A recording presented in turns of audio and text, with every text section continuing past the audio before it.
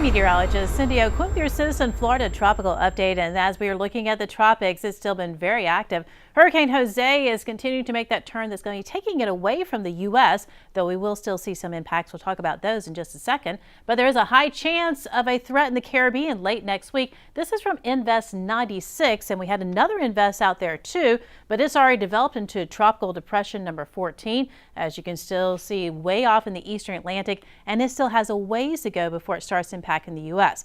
Interesting statistic from Hurricane Irma. It actually occurred in the state of Florida, affecting it on the peak of hurricane season on September the 10th. You can see we're just past that today, and as we go into the next month or so, we're still though at a very high peak, and things are very active right now into the Atlantic. So we're going to continue to watch the different storms that we have out there and really sort of continue to keep a very close eye on things. Here is Jose as it starts to make that turn, but it does have that wobble just off the coast of North Carolina and then continues to take it away from the U.S. But again, close enough that we can see some choppy seas and a high rip risk right along the coastline. So something that we are watching very closely. There's a second, though, benefit of Hurricane Jose. Now, you notice into Friday, we have a lot of moisture across the state of Florida, but watch what starts to happen as we get into Saturday afternoon. There is some drier air back up across Georgia, South Carolina, North Carolina. We still have some moisture, particularly on the western coast of the state, but then watch what happens overnight, Saturday night, Sunday morning,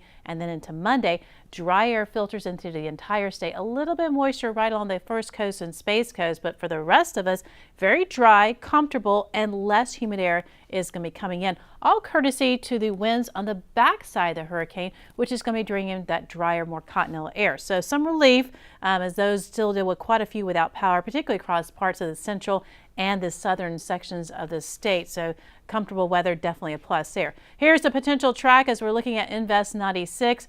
And first of all, Jose, though, is going to be taking us again that close track to the U.S. and then sort of take the curve out. And then as we are looking at Invest number 96, we're still out in the mid-Atlantic. It's going to be coming in a little bit closer to the Caribbean. And notice starting to get a little bit uncomfortably close to the state of Florida. So this one we keep a very close eye on over the next several days. But we're talking late next week impacting the Caribbean, and then we'll keep a close focus in for the U.S. past that. Tropical storm names. What is the next one should Tropical Depression number 14 form? And that will be Lee. Of course, you can always get the latest on the hurricane and tropical activity on our Florida Storms app.